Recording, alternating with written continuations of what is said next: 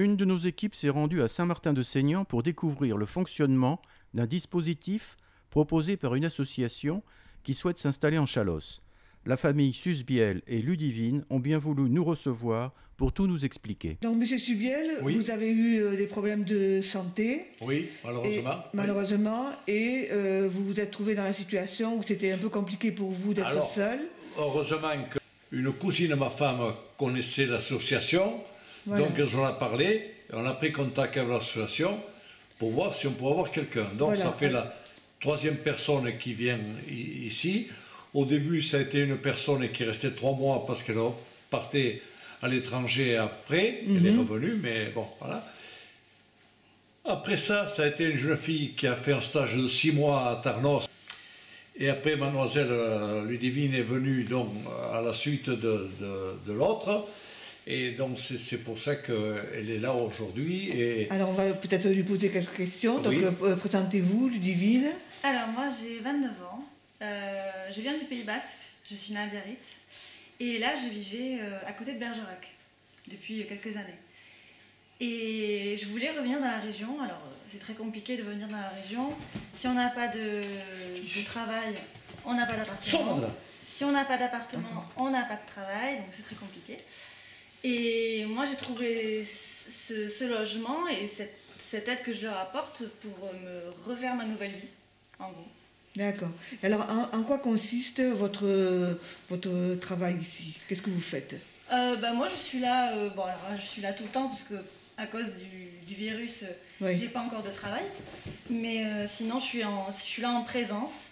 Je les amène faire les courses quand ils ont besoin de faire les courses.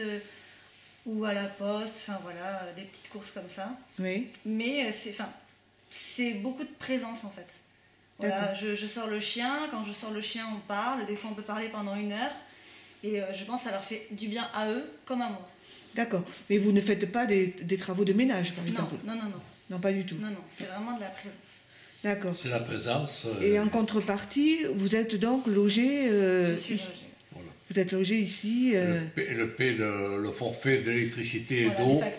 Voilà. Et donc, cette présence que vous avez ici, est-ce que ça vous apporte beaucoup? Et est-ce que c'est ce que vous souhaitez pour la vie ici avec votre femme? C'est ce qui me convient, ce qui nous convient le mieux. Moi, je vous dis qu'on est sans voiture et être sans voiture et sans pouvoir conduire, c'est un très très grand handicap. Donc, je ne peux rien faire. Et donc, ce qui fait que, comme elle vous a dit, quand j'ai besoin d'aller faire des courses au Lidl qui est à Bayonne, elle m'amène. Quand j'ai besoin d'aller à la poste, elle m'amène. Quand elle a besoin je lui demande d'aller à la pharmacie chercher un médicament, elle va les chercher. Parce que elle est là et je profite d'elle pour faire ça. Donc, pour le moment, on est très satisfait de cette aide apportée, de ce présent. Elle est dépendante de nous, elle n'est pas dans notre appartement. Ah d'accord. Elle est à côté. Donc, en fait, Ludivine habite dans un petit appartement et elle vient vous donner un coup de main quand vous en avez besoin. Elle vient, oui, si j'ai besoin, comme je vous dis, à midi, à faire 11h, je lui avais demandé hier, et ce matin je suis allé la chercher pour qu'elle m'amène la voiture dans le garage. D'accord. Puisque moi, on n'a pas de voiture, donc elle m'a amené jusqu'à la maison de retraite, qui se trouve à 300 mètres d'ici, ou à 400 mètres d'ici, pour charger ma femme, et qui s'envoie à marcher, et comme ça. Et moi aussi, bon, Alors, je vais poser peut-être une dernière question à Ludivine. Est-ce que vous aviez déjà travaillé comme ça dans une famille? Non, pas du tout. Et alors, comment ça se passe? Est-ce que c'est dur? C'est agréable? Moi, je me sens très bien. Alors, ce serait peut-être pas pareil avec d'autres personnes, mais je trouve qu'on s'entend vraiment bien. Même les chiens, parce que moi j'ai une chienne aussi. C'est ce qui nous faisait un peu peur au début, et finalement les chiens s'entendent bien aussi. Je peux sortir les dents en même temps. Mais voilà, moi d'être là, ça m'apporte aussi, vraiment. Surtout en ce moment, hein, je reviens dans la région, je connais plus personne pratiquement. Et puis vous avez le sentiment d'être utile. Oui, c'est ça. Puis ça me fait plaisir en plus. Des fois, on se fait des petits plats mutuellement. C'est quelque chose qui nous fait plaisir. Donc, vous êtes le directeur de l'association dont on vient de parler. Voilà. Alors en fait, l'association, d'abord, merci de nous recevoir déjà, et de faire un éclairage un peu particulier sur ce dispositif qui a démarré en 2013, en Pays Basque. Alors dans les Landes, c'est un petit peu plus récent, je dirais que ça date de 2018-2019, et ce aussi avec l'impulsion d'une aide des départements via la conférence des financeurs. Et donc ensuite, c'est la raison aussi, c'est une des raisons qui nous a poussé aussi à véritablement investir le département des Landes. À Gedmo, oui, mais aussi l'ensemble du département. Le département est large et je crois qu'il y a beaucoup de choses à faire ici. Et alors comment vous faites, comment vous prospectez? En fait, la principale difficulté, surtout, c'est de contacter les personnes seniors accueillantes potentielles. C'est-à-dire qu'on va essayer de contacter, justement, de contacter ces personnes qui, comme Guy et Maïté, pourraient avoir une attente par rapport à une présence le soir et la nuit. Donc ça veut dire contact systématique, le plus systématique possible, avec des professionnels de santé, avec tous les organismes en quelque sorte qui s'occupent des personnes âgées.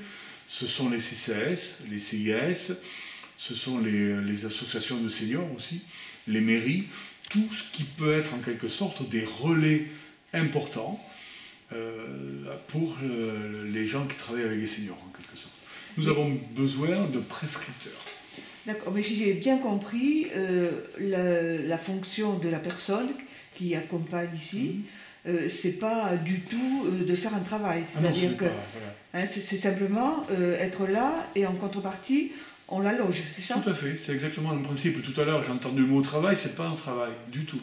Ça n'a rien à voir parce qu'on n'est pas du tout association de service à la personne, par exemple. D'accord. Donc on est vraiment dans l'échange. C'est un échange présence contre hébergement.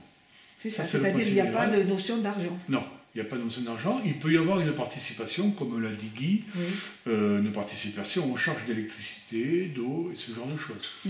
Mais en aucun cas, ça ne va remplacer une aide-soignante, une aide ménagère, une aide à domicile ou un professionnel médical ou paramédical.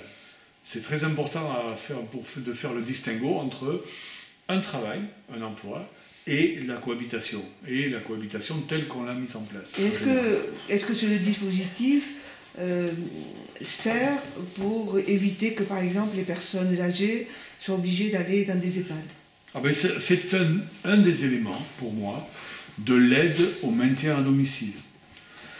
Ce n'est pas la solution unique, bien entendu.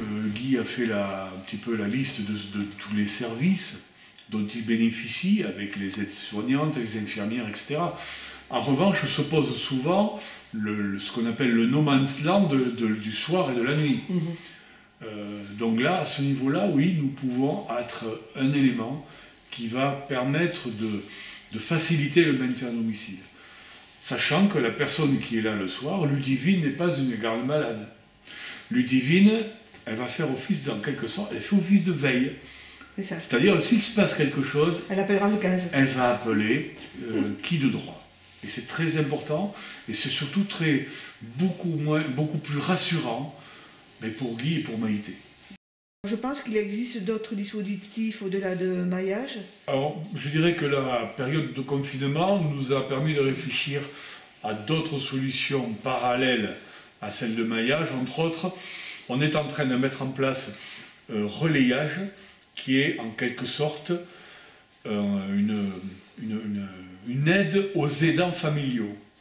C'est-à-dire qu'on se rend compte que pas mal de personnes qui s'occupent d'un conjoint ou d'enfants ou de parents sont réellement épuisés. Donc là, dans le cadre de relayage, on va faire appel à des bénévoles qui vont, sur un temps court, une demi-journée, une journée, quelques jours maximum, venir relayer l'aidant familial qui ainsi va pouvoir trouver de répit.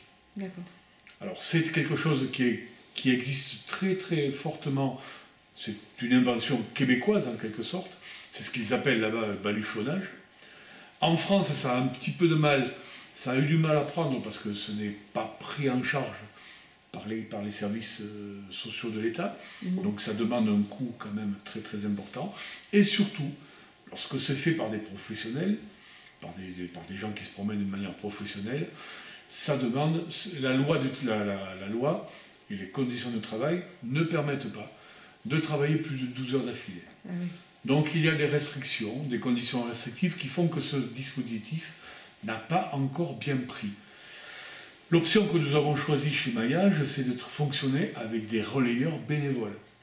Donc notre travail, dans un premier temps, va être surtout de constituer un réseau d'aidants bénévoles et ensuite, bien entendu, de les former. C'est pour ça qu'on s'est rapproché, par exemple, de France Alzheimer en Pays Basque, où on va peut-être où les bénévoles bénéficieront de formations qui les amèneront à intervenir de manière beaucoup plus pointue que s'ils arrivaient comme ça chez la famille.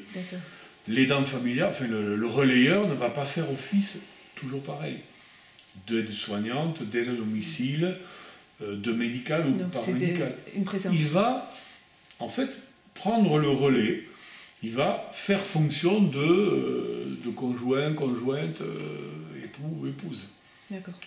Mais on sent que c'est très important parce qu'en plus avec le confinement, il y a vraiment des situations compliquées. Beaucoup de gens sont épuisés.